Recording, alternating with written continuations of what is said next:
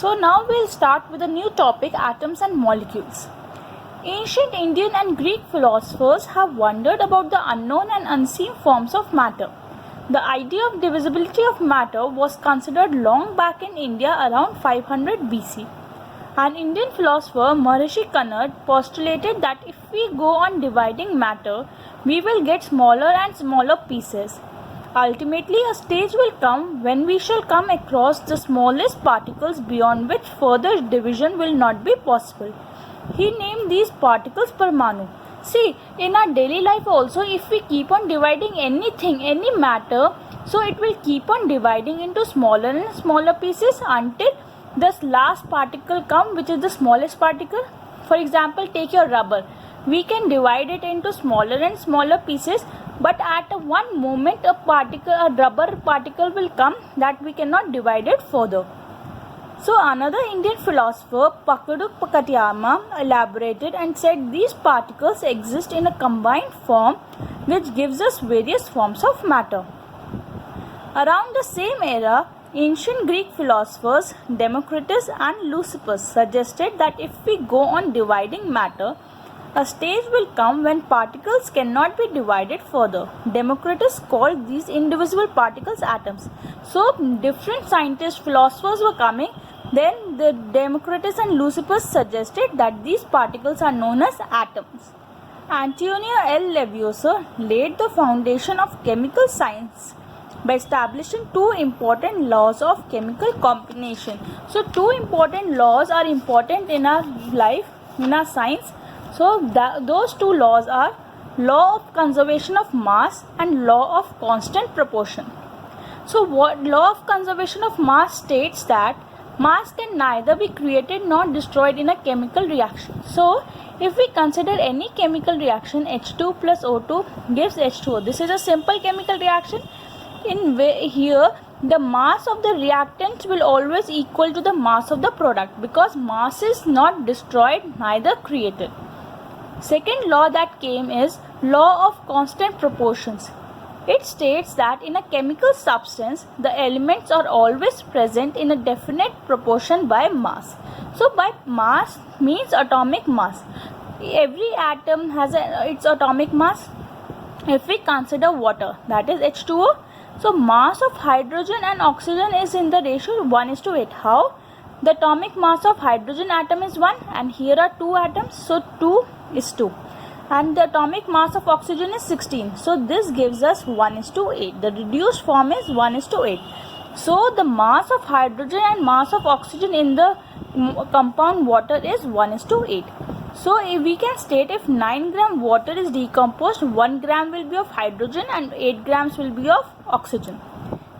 Another example is ammonia. So here 1 atom of nitrogen and 3 atoms of hydrogen are there. Atomic mass of nitrogen is 14 and since here are 3 atoms, so 1 into 3 is 3. So mass of nitrogen is to mass of hydrogen is 14:3. The next problem faced by scientists was to give appropriate explanation of these laws. So John Dalton, another scientist, came and he provided the basic theory about the nature of matter. He picked up the idea of divisibility of matter. That means the matter is dividing into smaller and smaller particles and said the smallest particles are called atoms. According to Dalton's atomic theory, all matter, whether element, compound or a mixture, is composed of smaller particles called atoms. So he said that all the small particles are known as atoms. He defined various postulates.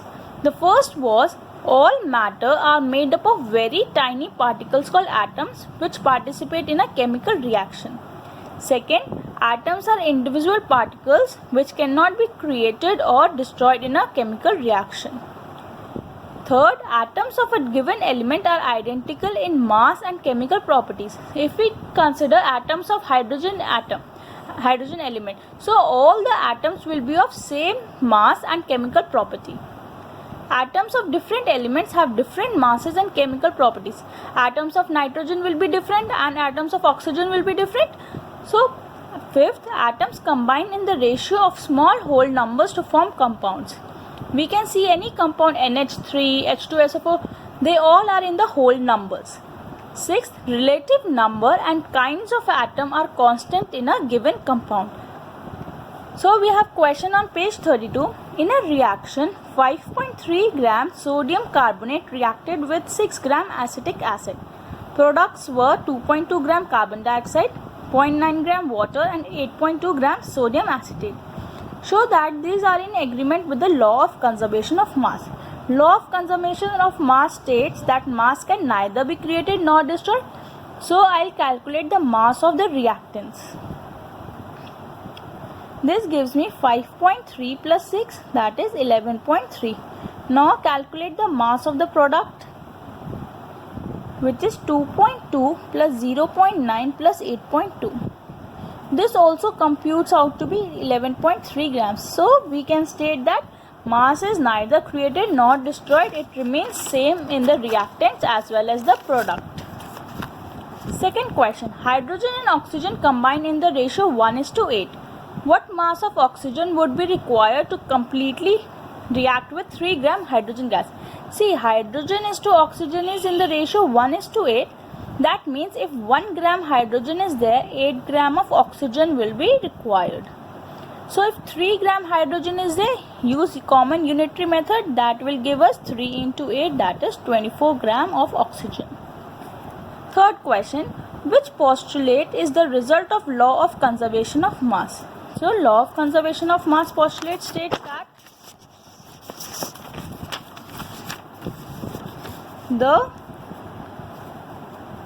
that atoms,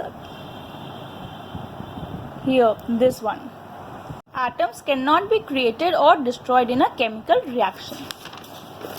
The next question we have is, which postulate of Dalton's atomic theory can explain the law of definite proportions? So law of definite proportion is relative number and kinds of the atoms are constant in a given compound. So this is stating that law of definite proportions. So now what is an atom? We stated that atom is the smallest particle in an element or any particle. So the building blocks of all matter are atoms. They are very small. They cannot be seen with the naked eyes. The atomic radius is measured in nanometers. Nanometers, imagine 1 meter is equal to 10 to the power 9 nanometers. So the atom is so small, it cannot be seen with the naked eyes. Now, modern day symbol of atoms. Dalton was the first scientist to use a symbol for elements. He used a symbol for an element. He also meant a definite quantity, that is 1 atom of that element. Each symbol is of the 1 atom. Now, another scientist came, Berzelius. He suggested that symbols be made from 1 or more letters of the name of the element. So Dalton gave some symbols: hydrogen, carbon, oxygen, phosphorus. These are some symbols that Dalton suggested. But nowadays IUPAC, International Union of Pure and Applied Chemistry, is an international scientific organization which approves names of elements, symbols and units. Because we need a definite symbol for each and every organism that we can recognize every symbol, every element. Many of the symbols are first 1 or 2 letters of the element's name in English. The first letter is always a capital letter and the second letter is a small letter. For example, hydrogen, H is capital, aluminium, A is capital, L is in small letter, cobalt, CO. Symbols of some elements are formed by the first letter and third letter. The first letter, the third letter followed by it. Chlorine, Cl, zinc, Zn, Z and the third letter. Other symbols have been taken from the names of elements in Latin, German or Greek. Iron, Fe. Fe came from the Latin name ferrum. Sodium, that is natrium. Potassium, kalium. So different symbols are there for each and every element. Now the atomic mass. Dalton's atomic theory proposed the concept of atomic mass. The theory could explain the law of constant proportion, that every element has its definite atomic mass. So relative atomic masses were determined using laws of chemical combination. Atomic mass unit is equal to the mass of 1 unit. For example, nitrogen is there. So it occurs as N2. So the mass of N is 14. So 14 into 2 is 28 grams. So this is the atomic mass unit of nitrogen gas. While searching for various atomic mass units, scientists initially took 1/16th of the mass of an atom of naturally occurring oxygen. See, initially scientists took 1/16th of the mass of oxygen. Why? Because oxygen reacted with a large number of compounds because it is easily available in the atmosphere, and also this atomic mass unit gave masses of most of the elements as whole numbers, because 16 is divisible by different numbers, because 2 it is divisible by 2, so they take 16th. However, in 1961, for a universally accepted atomic mass unit, carbon-12 isotope, it was chosen as a standard reference for measuring atomic masses. So what we can say is one atomic mass unit is mass unit exactly 1/12 of the mass of one atom of carbon-12 isotope. So what can we say is relative atomic mass of each atom is defined as average mass of the atom as compared to 1/12 the mass of one carbon-12 atom. Here are some atomic masses. Hydrogen atomic mass is 1, carbon 12, nitrogen 14, oxygen 16, sodium 23, magnesium 24, sulfur 32, chlorine 35.5, calcium 40. Most of the time the atomic mass is given in the question, but still some basic elements you have to learn their atomic masses. Now, how do atoms exist? Atoms do not exist on their own. They group together to form molecules or ions. So, atoms of most elements are not able to exist independently. They form molecules and ions. These molecules or ions aggregate in large numbers to form the matter. The matter around us, they are grouped together to form different elements, compounds, or any other substance in nature. So we have a question on page 35. Define atomic mass unit. I told you atomic mass unit is a unit of the mass to express weight of atoms and molecules, where one atomic mass is equals to 1/12 mass of one carbon-12 isotope. Second, why is it not possible to see an atom with naked eyes? Because it is very small in size. And second, atoms do not exist independently. They form molecules or ions, so we cannot see the atom. What is a molecule? Molecule is a group of two or more atoms that are chemically bonded together or tightly held together by attractive forces. So two or more atoms are combining by strong attractive forces to form one molecule.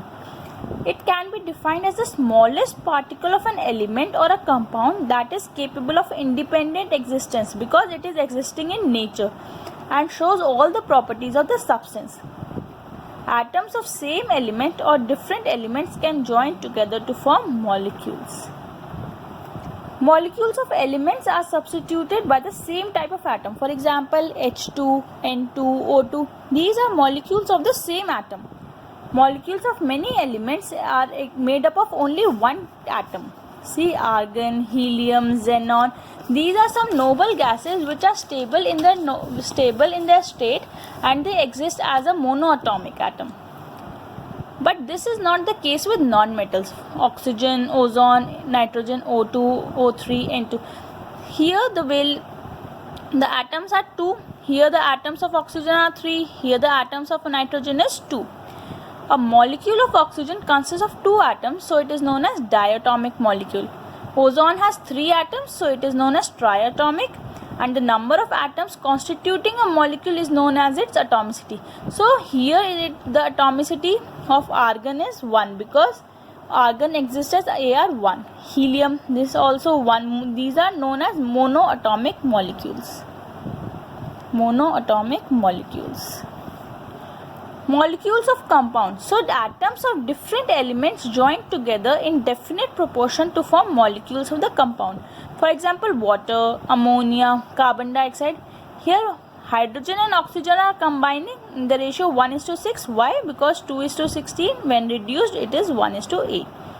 Ammonia 14:3. Carbon dioxide, carbon and oxygen. So carbon here is 3:8.